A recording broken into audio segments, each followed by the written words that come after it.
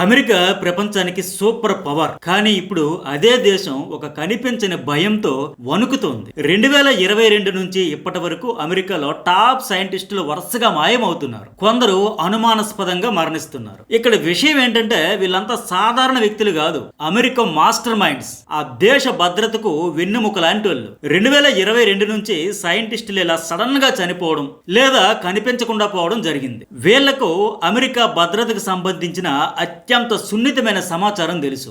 ఆ దేశ రహస్యాలను తమలోనే దాచుకుని అణుశక్తి, అంతరిక్ష పరిశోధనలు, రక్షణ రంగాలు, ఏరోస్పేస్, ఫ్యూజన్ ఎనర్జీ పరిశోధన కేంద్రాలు, ప్రయోగశాలల్లో వీళ్ళు మూల స్తంభాలు. అలాంటి మూల స్తంభాలు ఇప్పటి వరకు ఇలా మాయమైన వాళ్ళలో మొత్తం 10 మంది ఉన్నారు. తర్వాత మరో కేసు వెలుగులోకి రావడంతో అది 11కి పెరిగింది. వీళ్ళు కనిపించకుండా పోతున్న విధానం కూడా చాలా వింతగా ఉంటుంది.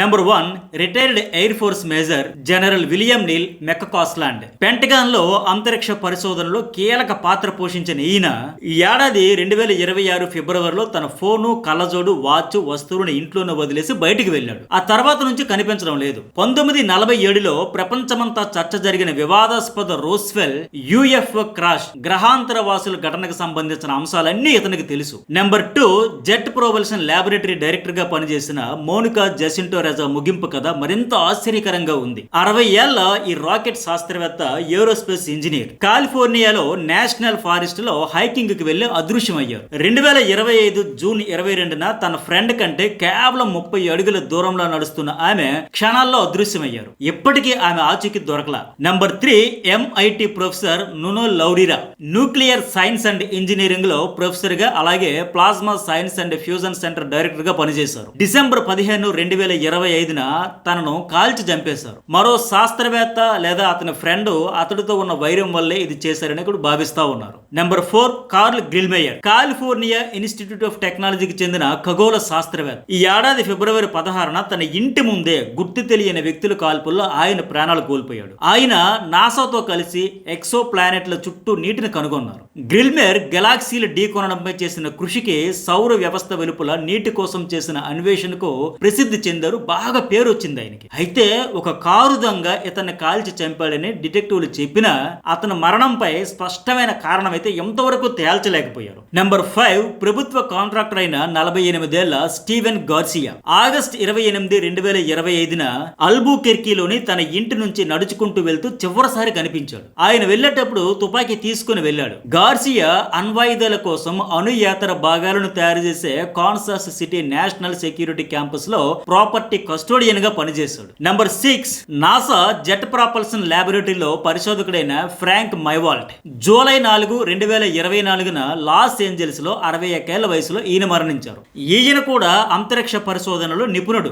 మైవాల్ట్ మరణానికి కారణాలు ఇంతవరకు కూడా బయట పెట్టలేదు. Number 7, Michael David Hicks July 30, 2023న 59 సంవత్సరాల వయస్సులో మరణించారు. JPL లో భౌతిక శాస్త్రవేత్త అయిన ఆయన తోకచుక్కలు, గ్రహ శకలాల అధ్యయనంలో నైపుణ్యం సాధించారు.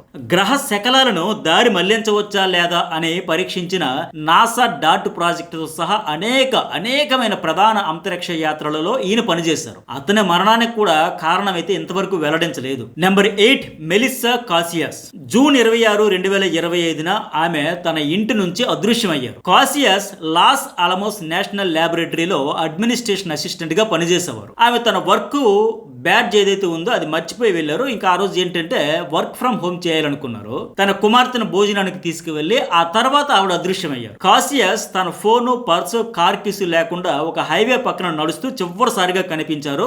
ఆ తర్వాత నుంచి ఆవిడ అడ్రస్ లేదు. నెంబర్ 9, లాస్ అలమోస్ నేషనల్ ల్యాబొరేటరీ మాజీ ఉద్యోగి ఆందోని చావెస్ మే 4, 2025న అదృశ్యమయ్యారు. అతను తన ఇంటి నుంచి నడుచుకుంటూ వెళ్తూ చివరిసారిగా కనిపించారు.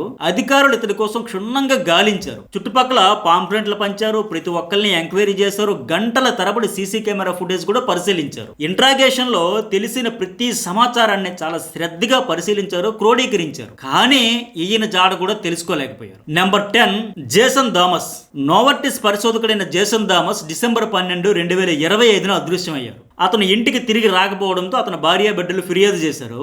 ఫైనల్లీ మార్చి 17, 2026న మసాచుసెట్స్ లోనే ఒక సరస్సు నుంచి అతని మృతదేహాన్ని వెలికితీశారు. నెంబర్ 11, 2023 నుంచి మాయమైన ఈ 10 మంది గురించి పరిశోధన చేస్తుండగా 2022లో అలబామాలోని హంట్స్ విల్లేకి చెందిన 34 ఏళ్ల సైంటిస్ట్ అమీ ఎస్క్రిడ్జ్ ఇదే విధంగా మరణించిందని గుర్తించారు. ప్రాథమికంగా ఆత్మహత్యను తేల్చేసిన అనేక అనుమానాలు ఈమె మృతి పట్ల ఇప్పటికీ ఉన్నాయి. దీంతో ఈ లిస్ట్ ఇప్పుడు 11కి పెరిగింది. ఈమె ప్రయోగాత్మక ప్రొపల్షన్ భావనలపై పనిచేశారు. అయితే వీళ్ళందరి మాయం మరణాల వెనుక పెద్ద కుట్రే ఉందని స్పష్టంగా అర్థమవుతోంది. ఆ కుట్ర ఏంటనేది మాత్రం అమెరికా బయట పెట్టడం లేదు. అమెరికాలోని మిస్సోరికి చెందిన రిపబ్లికన్ కాంగ్రెస్ సభ్యుడు ఎరిక్ బర్లిసన్ ఈ మరణాలపై సంచలన కామెంట్స్ చేశాడు. దాంతో అందరి దృష్టి ఈ అదృశ్యాలపై పడింది. ఎరిక్ ఎగ్జాక్ట్ గా ఏమన్నాడంటే, దేశంలోని టాప్ సైంటిస్టుల అదృశ్యాల వెనక కుట్ర ఉండొచ్చు. ముఖ్యంగా గ్రహాంతర వాసుల రహస్యాలు తెలిసిన వాళ్ళే ఇలా మాయమైపోతున్నారు. వాళ్ళే ప్రధాన లక్ష్యంగా, వాళ్ళే టార్గెట్ గురవుతున్నారు. ఈ నేరాలు జరుగుతున్నాయని కూడా ఆయన అన్నారు. సో ఇలా ఎరిక్ చేసిన ఆరోపణలు అంతర్జాతీయంగా ప్రాధాన్యం సంతరించుకున్నాయి. పైగా ఈ విషయాన్ని అంత తేలికైన విషయంగా పరిగణించకూడదు, ఇది చాలా తీవ్రమైన ముప్పు అంటూ అతను హెచ్చరించడంతో దీని వెనక భారీ కుట్రే ఉందని అర్థమవుతోంది. ఇక మీడియా సంస్థలు ఫాక్స్ న్యూస్, న్యూయార్క్ పోస్ట్ కూడా ఈ విషయాన్ని ప్రముఖంగా ప్రచురించాయి. ఆ తర్వాతే ప్రపంచం దృష్టి ఈ కేసుపై మరింత ఎక్కువగా పడింది. ఇక్కడ ఇంకో ట్విస్ట్ ఏంటంటే, ఈ మిస్టరీ మరణాలు అదృశ్యాలపై స్వయంగా వైట్ హౌస్ కూడా స్పందించి దీనిపై దర్యాప్తు జరుగుతోందని ఈ నెలలోనే ప్రకటించింది. అంటే సైంటిస్టుల మిస్టరీపై వైట్ హౌస్ వద్ద స్పష్టమైన సమాచారం ఉందని కూడా అర్థమవుతూ ఉంది. అమెరికా దగ్గర ఉన్న నిగూఢ రహస్యాలు, ప్రధానంగా గ్రహాంతర వాసులకు సంబంధించిన సమాచారం బయటకు రాకుండా ఉండేందుకే వీళ్ళందరినీ ఎవరో టార్గెట్ చేస్తున్నారు అనే ప్రచారం కూడా ఉంది. అంటే సొంత దేశంలోనే ఏదో గూడుపుటాని జరుగుతుందనేది ఈ ప్రచారం వెనుక ఉన్న ఉద్దేశం. అట్లాగే 1947లో జరిగిన రోజ్వెల్ యుఎఫ్ఓ ఇన్సిడెంట్ ఇప్పటికీ ప్రపంచంలోనే అతిపెద్ద మిస్టరీగా మిగిలిపోయింది. ఈ మిస్టరీ గురించి ఇప్పుడు మాయమవుతున్న చాలా మందికి పక్కాగా ఆనాడు ఏం జరిగిందో తెలుసు. సో వీళ్ళందరికీ తెలుసు గనక వీళ్ళందరూ టార్గెట్ గురవుతున్నారు అనే మరో వాదన కూడా వినిపిస్తోంది. ఇంతకు ఈ రోజ్వెల్ యుఎఫ్ఓ ఇన్సిడెంట్ ఏంటంటే, 1947లో న్యూ మెక్సికోలోని రోజ్వెల్ సమీపంలో ఒక పశువులు పెంచే వ్యక్తికి ఆకాశంలో నుంచి ఊడిపడిన ఒక మానవ రహిత వాహన శిథిలాలు కనిపించాయి. అది కూలిపోయిన ఓ గ్రహాంతర అంతరిక్ష నౌక అని, దానిని అమెరికా సైన్యం స్వాధీనం చేసుకుందంటూ ప్రచారం జరిగింది. యుఎఫ్ఓ అంటే అన్ఐడెంటిఫైడ్ ఫ్లయింగ్ ఆబ్జెక్ట్ అనేది ఫుల్ ఫామ్. రోజ్వెల్లో ఇలా యుఎఫ్ఓ శిథిలాలు దొరకడం ఎంతవరకు నిజమో, అది గ్రహాంతర వాస లేక ఇంకేదైనా అనేది ఇప్పటికీ అతి పెద్ద మిస్టరీగానే మిగిలిపోయింది. అయితే ఈ ప్రచారం రావడానికి కూడా కారణం అమెరికానే. రోజ్వెల్లో అమెరికా సైన్యం లోహ, రబ్బరు శిథిలాలను స్వాధీనం చేసుకున్న తర్వాత యుఎస్ ఆర్మీ ఒక ప్రకటన చేసింది. అదేంటంటే, ఎగిరే పల్లెం తమ స్వాధీనంలో ఉంది అని ప్రకటించింది. ఎగిరే పల్లెం అంటే గ్రహాంతర వాసులు తిరిగే నౌక అని అర్థం. ఈ ప్రకటనతో 1947లో ప్రపంచమే షాక్ అయింది. బట్ ఆ తర్వాత ఒక్క రోజులోనే తూచ్, మేం చేసిన ప్రకటన తప్పు అని యుఎస్ ఆర్మీ మళ్ళీ ప్రకటించింది. తాము స్వాధీనం చేసుకున్న ఆ శిథిలాలు తమకు చెందిన ఓ సీక్రెట్ ఆపరేషన్ కోసం వినియోగించిన మానవ రహిత సైనిక బెలూన్కు చెందినవని మళ్ళీ 4 కరిచి 4 మడత పెట్టి ప్రకటించారు. అది కూడా సోవియట్ అణుపరీక్షలను గుర్తించేందుకు అత్యంత రహస్యమైన ప్రాజెక్టు మొఘల్లో భాగంగా నడిపిన ఒక సంక్లిష్టమైన మానవ రహిత బెలూన్లని తర్వాత బయటకు వచ్చింది. అప్పట్లోనే అంటే 1947 జూలై 8న అప్పటి ప్రముఖ పత్రిక అయిన రోజ్వెల్ డైలీ రికార్డు సంచికలో దీనిపై ఒక ఆర్టికల్ కూడా బ్యానర్ రైటింగ్ గా ప్రచురించారు. రోజ్వెల్ సమీపంలో ఆర్మీ ఒక ఫ్లయింగ్ సాసర్ ను స్వాధీనం చేసుకున్నట్లు ఆ కథనం సారాంశం. సో ఇప్పటి వరకు అమెరికా సైన్యం స్వాధీనం చేసుకున్న ఆ సాసర్ లేదంటే ఎగిరే పల్లెం ఏంటనేది బయటికి రాలేదు, ప్రపంచానికి తెలియలేదు, కన్ఫ్యూజ్ అయితే ఉంది. ఇలాంటి రహస్యాలు ఎన్నో తెలిసిన సైంటిస్టులు ఇప్పుడు ఒక్కొక్కరుగా మాయమవుతున్నట్లు ప్రచారం జరుగుతోంది.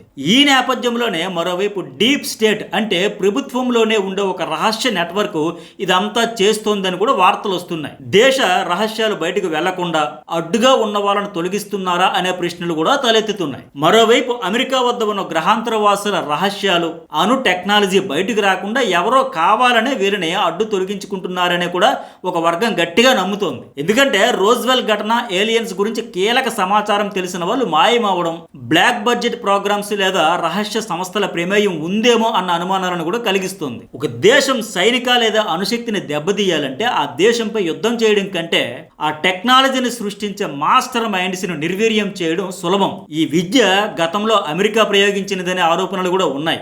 ఇండియా, ఇరాన్ సహా పలు దేశాల శాస్త్రవేత్తలు, మేధావులు సైతం ఇదే రీతిలో మాయమయ్యారు. వాళ్ళ గురించి మీకు స్పెషల్ గా డీటెయిల్ గా మరొక వీడియో కావాలంటే ఖచ్చితంగా కామెంట్ చేయండి.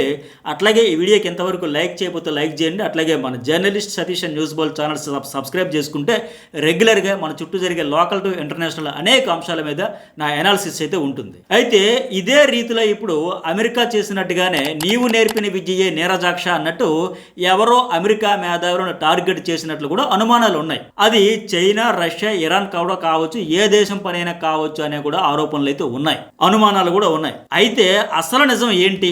గ్రహాంతర వాసుల రహస్యాలా, అమెరికా శత్రు దేశాల కుట్ర, లేక దేశం లోపలే ఉన్న రహస్య శక్తుల పన అనేది ఇప్పటికీ తేలని మిస్టరీగానే ఉండిపోయింది. చరిత్ర చూసుకుంటే కొన్ని సత్యాలు బయటికి రావడానికి సమయం పట్టింది, బట్ కొన్ని ఎప్పటికీ రహస్యాలుగానే చరిత్రలో మిస్టరీగానే మిగిలిపోయాయి. అమెరికా అధ్యక్షుడు డొనాల్డ్ ట్రంప్ సైతం ఇది కాకతాళీయమా లేక ఏదైనా కుట్రనా అనేది త్వరలోనే తేలుస్తాం అని ప్రకటించారు. ఆయన తనకి ఇప్పటికే అధికారులు బ్రీఫింగ్ ఇచ్చారని కూడా ట్రంప్ చెప్పారు.